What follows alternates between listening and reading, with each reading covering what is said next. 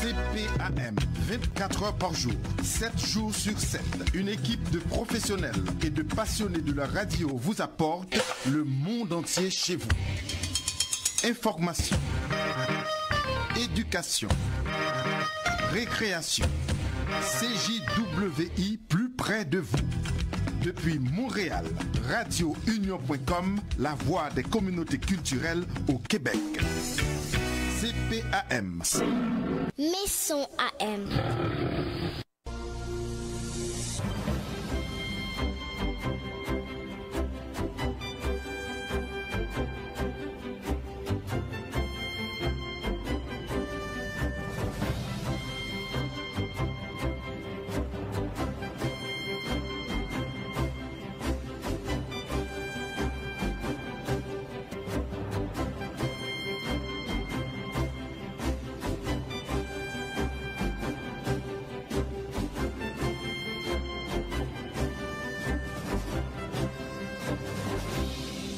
Exactement 16h34. On a le plaisir d'accueillir Maître Marc Tanguay, qui est chef par intérim du Parti libéral du Québec et député de La Fontaine. Maître Tanguay, comment ça va?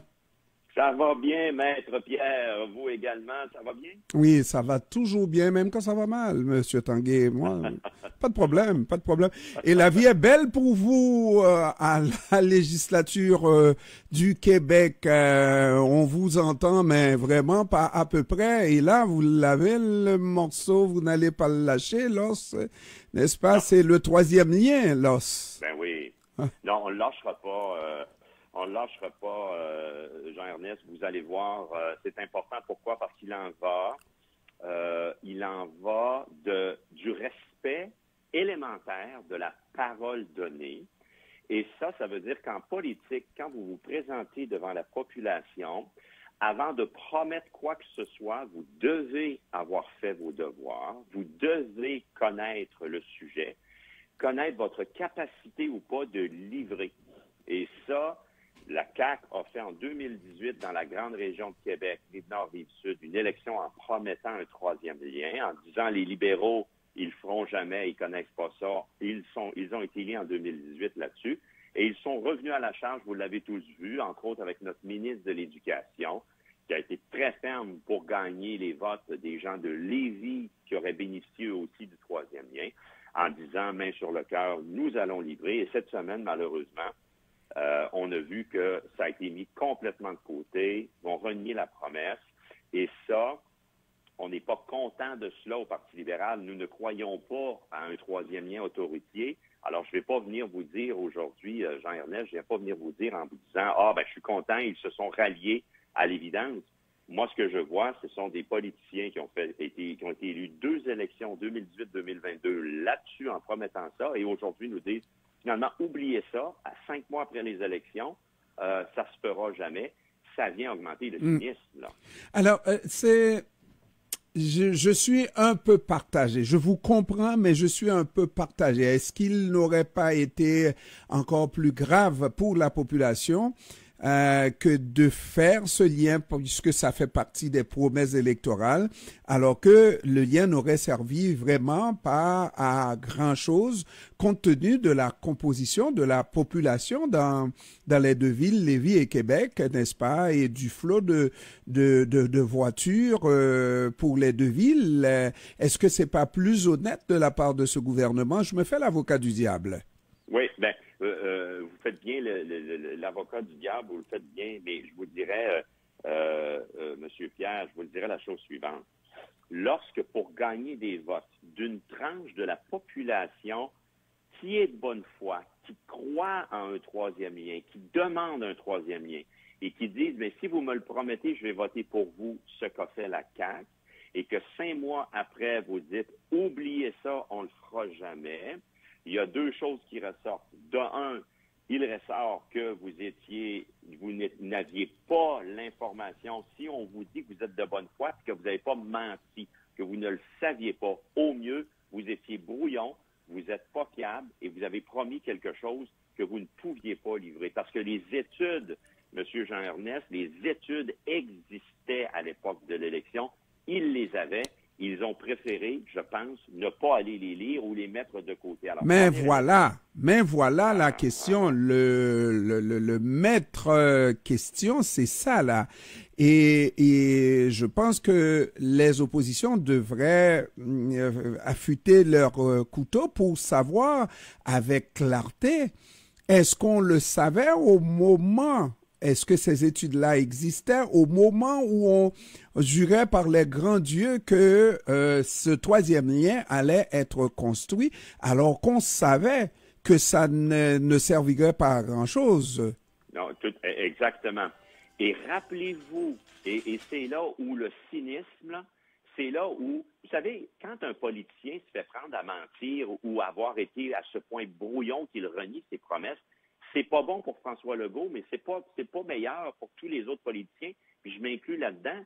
Les gens nous voient, les politiciens, comme étant des gens qui offrent, faut se méfier de ce qu'ils disent. Est-ce que c'est vrai? Est-ce qu'ils vont respecter leurs paroles? C'est mauvais pour notre démocratie. Alors, vous l'avez bien dit, je reviens là-dessus. Lorsqu'ils ont fait la campagne en octobre 2022, rappelez-vous, à Québec, excusez l'expression, mais celui qui leur chauffait les fesses, c'était Éric Duhaime, le Parti conservateur, qui était le champion, et qui l'est toujours aujourd'hui, malgré les études, il était le champion du troisième lien. À ce moment-là, allait retirer des votes de la CAQ, mais grâce à cette prise de position politique-là, la CAQ qui dit « Ah, oubliez Éric Duhaime, nous, on va le faire, on est au gouvernement, on va le faire, votez pour nous ». Ils ont réussi à sauver au bas mot entre 5 et 7 comtés qui, s'ils avaient dit ce qu'ils ont dit cette semaine, M. Jean-Ernest, si la CAQ avait été honnête et avait dit « On a fait nos devoirs, on ne peut plus vous promettre ça, il n'y en aura pas de troisième lien », je vous informe que le comté de Beauce-Nord, Beauce-Sud, probablement le comté d'Éric Kerr, Chauveau et des comtés très tangibles Port-Neuf auraient été des comtés conservateurs volés à la coalition Avenir Québec. Vous savez qu'il y a des comtés qui ont été gagnés là-dedans, des dizaines de milliers de votes par comté, et que la CAQ a gagné devant les conservateurs par combien? Par quelques centaines de votes. Il était clair qu'ils allaient perdre ces comtés-là. Et c'est là où nous, on dit ça n'a pas de bon sens. Oui, vous avez raison, c'est la bonne décision, mais il y a eu un calcul politique qui déshonore toute la profession, mais surtout qui vient marquer le leadership de François Legault, qui aura laissé dire de telles choses alors qu'il a agi au mieux. Je ne peux pas affirmer, j'ai pas la preuve, votre honneur, là, si je vous mets dans le rôle de juge, j'ai pas la preuve qu'il a menti, j'ai pas la preuve qu'il les a lus avant l'élection et il a menti, mais j'ai au moins la preuve, nous avons au moins la preuve qu'ils sont à ce point brouillons qu'ils ne sont pas fiables. Mais, parce que vous me dites tellement de choses, et puis je ne sais vraiment pas où aller. Il y a, quand on parle de gouvernement brouillon, comment peut-on, aspirer à utiliser jusqu'à 10 milliards d'argent public dans la construction d'une infrastructure extrêmement importante et nous dire qu'on n'a pas d'études à cet effet? Il y a un problème. Ah, ben c'est sûr qu'il y a un problème. Alors, on résume. Qu'est-ce que c'est? On réalise la mort dans l'âme. On réalise que c'est quoi? C'est n'importe quoi. Ça ne tient pas la route. Au mieux, ils n'ont pas fait leur devoir. Ils ont été brouillons. Ils ont lancé des promesses en l'air pour ne pas perdre des votes.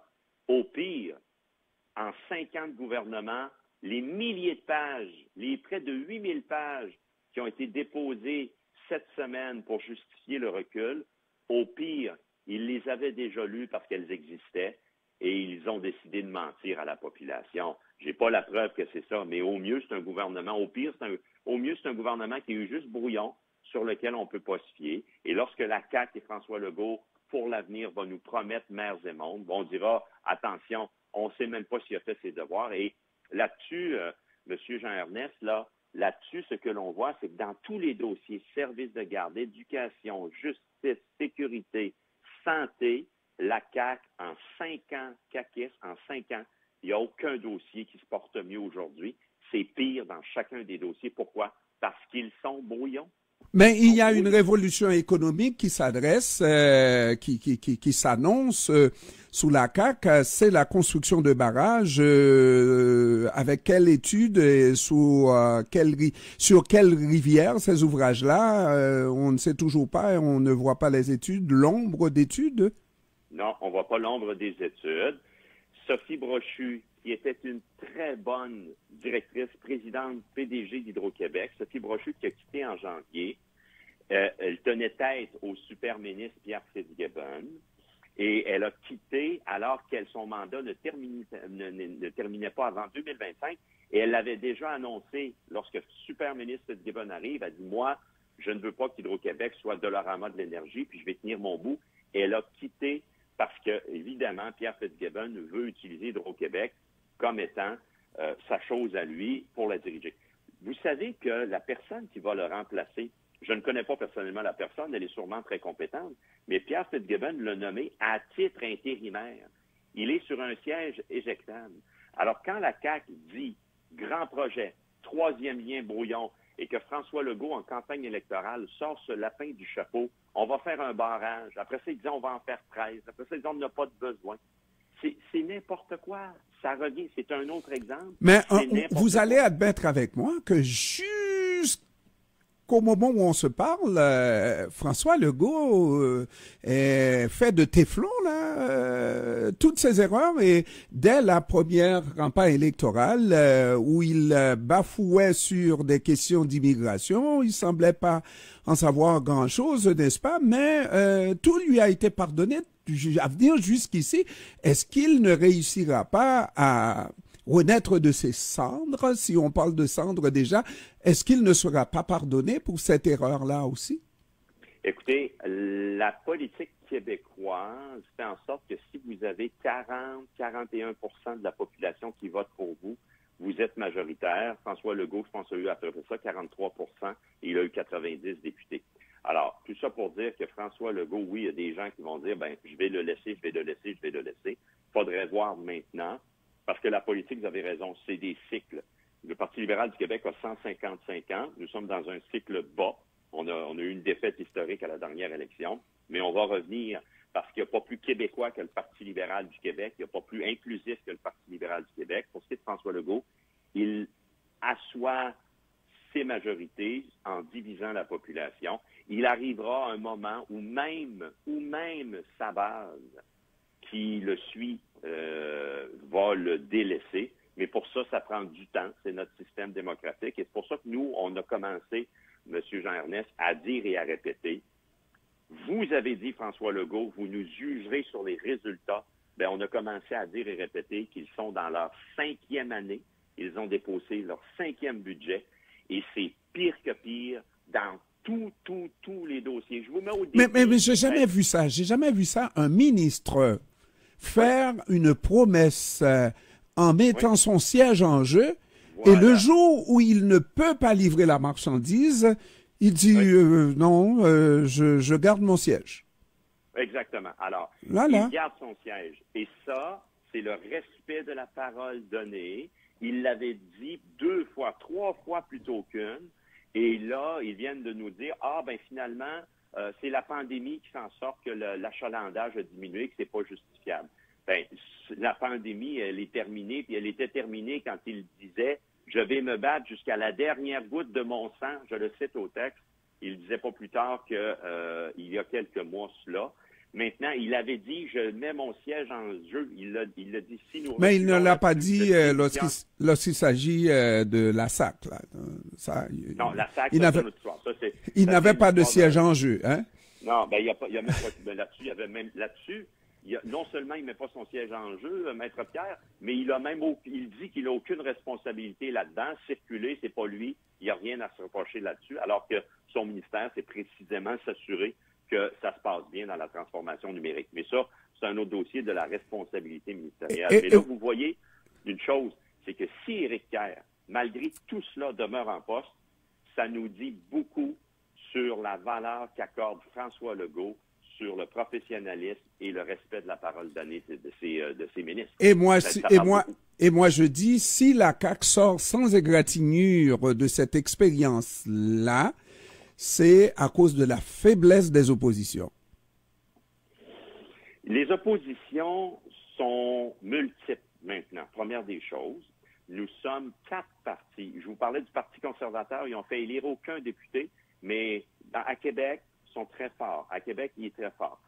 À l'Assemblée nationale, vous avez 3 partis d'opposition. Vous avez l'opposition officielle qui sommes nous, le Parti libéral, mais vous avez les 2 autres partis, PQ et QS. Alors, François Legault est capable, avec la fracturation, la multiplication des oppositions, de maintenir son appui de 42-43% de la population. À un moment donné, Maître Pierre, ce qui va arriver, les gens vont vouloir avoir du changement. Et quand les gens, les Québécois vont dire « ça y est, c'est fini, on a terminé avec le 2e mandat CAQIS, ça aura fait 8 ans », ils vont se retourner et vont dire « bon, qui est prêt à le remplacer ?» Et c'est là où on va sentir le changement. Et malheureusement, je vous aime très bien, vous le savez, mais je ne sens pas une fébrilité au Parti libéral. On vient de fêter les 20 ans de l'élection de Jean Charest, oui. Mais ça n'a pas eu une ampleur extraordinaire pour dire le Parti libéral is back. Mais il faudrait dire ça en français. Hein? Après, on peut le dire en anglais également, mais en français, oui, vous avez bien raison. Mais ça pour vous dire, on sort d'une élection là, il y a 5 mois où on a eu une défaite historique. Maintenant, la défaite historique, on en revient, dans le sens où nous, on a un rôle d'opposition officielle. Nous avons lancé le comité de relance, un comité de réflexion qui est coprésidé notamment par ma collègue, la valeureuse Madouane Ika-Cadet, collègue de Bourassa Sauvé, qui copréside le comité de réflexion de relance. Les valeurs libérales, Maître Pierre, ne vont pas changer. Nous sommes le seul parti fédéraliste à l'Assemblée nationale. Nous sommes le seul parti qui ne transigera jamais sur les droits et libertés. Sur ces valeurs-là, Madouane Ika-Cadet, avec André Pratt, qui co-préside un comité, ils vont relancer la réflexion pour savoir comment on peut, en 2023, parler davantage, plus clairement aux Québécoises, Québécois, comment ça s'incarne. Et aussi, vous le savez, il y aura une course à la chefferie au Parti libéral du Québec, qui va, j'espère, qu'il va avoir plusieurs candidats et candidates, une vraie course. Ça aussi, ça va nous aider, Maître Pierre, à nous remettre sur les rails et à reconnecter avec les Québécois. Marc Tanguay, chef par intérim du Parti libéral du Québec, député de La Fontaine. Je vous remercie, Maître Tanguay, d'avoir pris du temps de nous parler cet après-midi et que la fête commence. C'est moi qui vous remercie. Je serai toujours disponible pour vous, vous le savez, et vos auditeurs que je salue très chaleureusement. Merci, Marc Tanguay. Merci. Au revoir.